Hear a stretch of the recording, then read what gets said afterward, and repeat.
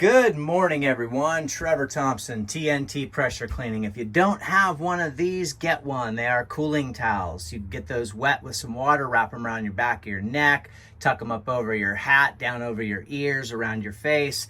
Helps keep the sun off so you don't fry those ears, because you don't want skin cancer down the road, and also keeps a little SH from misting when you're doing pool enclosures and things like that. Really handy dandy little thing. So today we're going to be doing a paver driveway. We're going to be using the 19-inch Platinum Series. This is the Whisper Wash, and unlike a lot of the other heads like on the BE, you have to maintain grease, and I suggest doing it every 10 hours at least.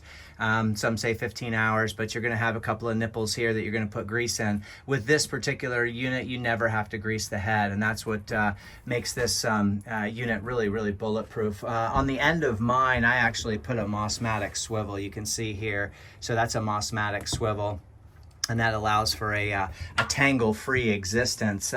This particular unit's running off the 2502s. I'll show you what those look like. So that is a 2502. I wonder if I can get it in focus. Maybe if I step out here for you guys, you'll be able to see a little better. That's the 2502 tip. These do clog up, but you can see that that one's relatively nice and open. If they do clog up, keep yourself a little bit of wire. Everybody says a paper clip, but I find this gauge wire right here works really well. Let's see if we can get that in focus. Sorry about that, guys. We'll walk out into the sun. And that wire will allow you to, let's see, no, we're having some trouble, but some really super thin wire, guys, will really allow you to be able to unclog those tips, because they will unclog, especially when you're doing paver driveways. Good morning, everyone. Take a look at the paver driveway with me. Now, because it's a multicolored paver, they clean up really well. They would look good with a high gloss or a semi-gloss penetrating sealer, urethane sealer, but a lot of people don't want to do the sealer and incur the expense. This would be several grand to do. If you were to seal it, you would have to sand it as well. And with joint sand, I suggest using a non-chlorinated silica sand that is angular as opposed to being round. And that way they lock in place really nice. We don't use polymeric sand down here, although many people have, and I remove it all the time. But that's common in the mid-Atlantic North. Because of our weather conditions, we use a joint sand. So I'm going to turn you around, and you guys are going to be able to see, the weed growth that's on the pavers. You're going to be able to see, the multicolored pavers. Now, we do have some mildew in through here, and you can kind of see the orangish color, and that's going to be your rust iron and sulfur.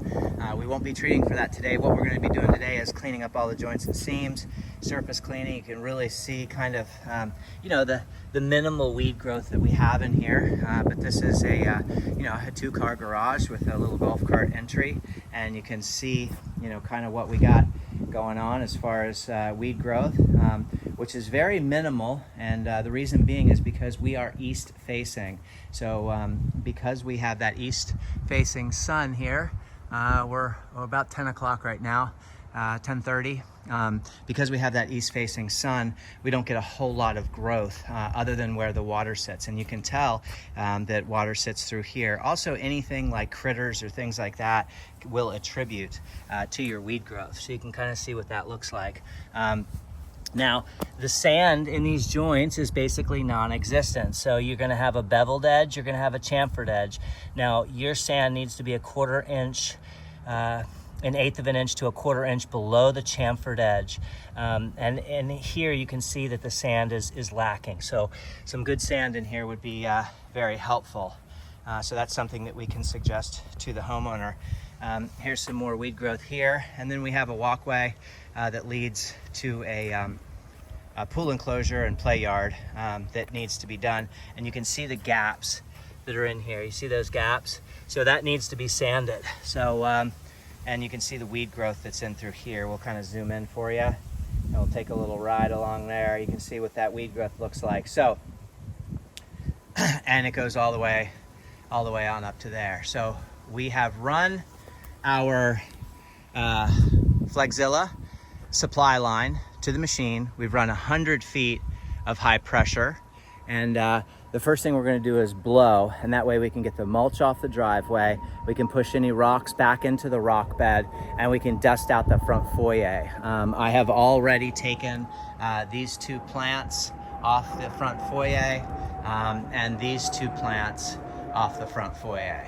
So these look like they were probably left over from Christmas, but they are being removed from the front foyer. So those 2 over here and these 2 over here, which go in the corners, 1 here, 1 here, 1 here, 1 here. But I noticed that we have a lot of debris in through here, and that needs to be blown out and taken care of. And what I'm going to say to you, which is really, really important, is that not only, excuse me, not only will we be laying our solution down, so we're going to do a pre-treat, we're also going to do a post-treat. And the reason for the pre-treat is obviously because we're going to eat that organic matter off, and then we're going to surface clean with our surface cleaner. Now, we're going to come through with a turbo tip afterwards, and we're going to make sure all of our weeds are gone. So you're not going to be able to just surface clean this and hope that all of your weeds are gone. I'm going to turn you around really quickly. So you've got some thin-rooted weeds like these. Your surface cleaner will rip right through that, no problem at all. But you also have some thicker weeds that have a little bit more strength. This is one right here. So you see how that just doesn't pull? Like things like this just pull right up. You know what I mean? You could pull that up all the way by the root almost. Now the root is not taken out, so that needs to be taken out or it's growing back.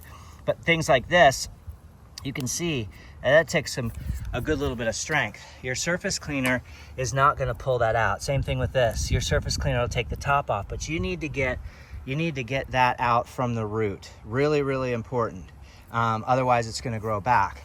So you want to make sure that all of the little stuff is taken care of. Now, you can take a look at your project when you're done and make a determination whether you need to run a turbo tip or not. We don't have a lot of moss in the joints, so really a turbo tip is unnecessary. But I like a turbo tip because any weeds that are left over, I can buzz through really, really quickly. And then we're gonna post-treat. And that way we can really brighten this driveway up and give it sort of that desired look. And then we may come back and do a rust iron and sulfur treatment for this area here. You can really see that sort of orange haze in through here, and that's gonna be from the irrigation system. So, you know, a good oxalic acid, F9 bark treatment on this driveway would be excellent. And then we need to come in with a couple bags of sand and get this driveway sanded properly.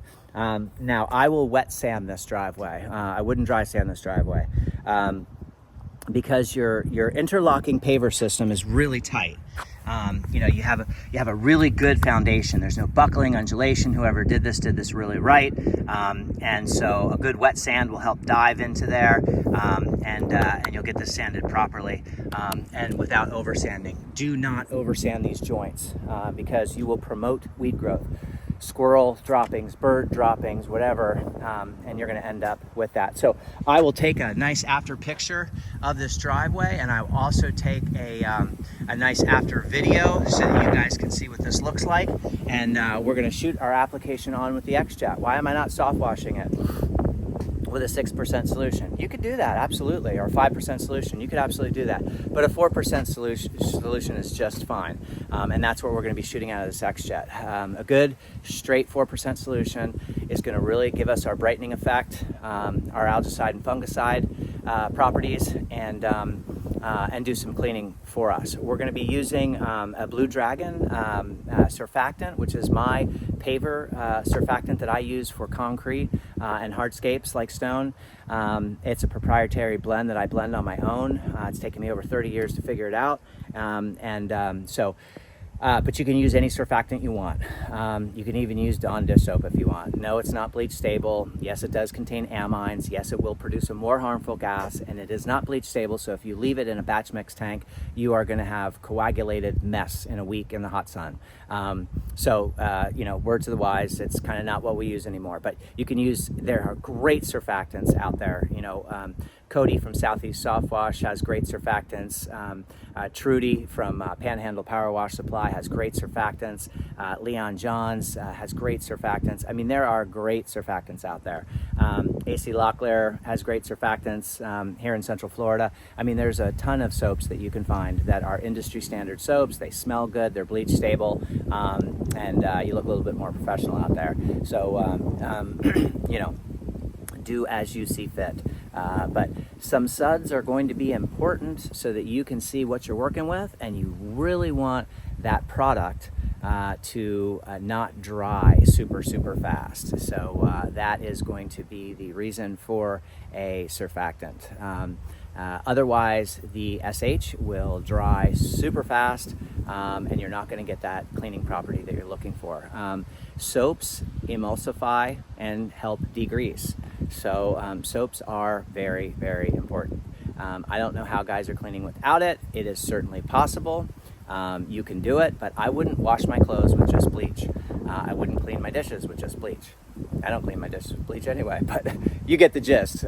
Soap is a necessary component. In my opinion, that's only my opinion. So there's 1,000 other different opinions out there. I've been using soap since day one, back in the early 90s, and I continue to do so today. Take care, everyone. Have a great day. We'll talk to you on the next video. Take care.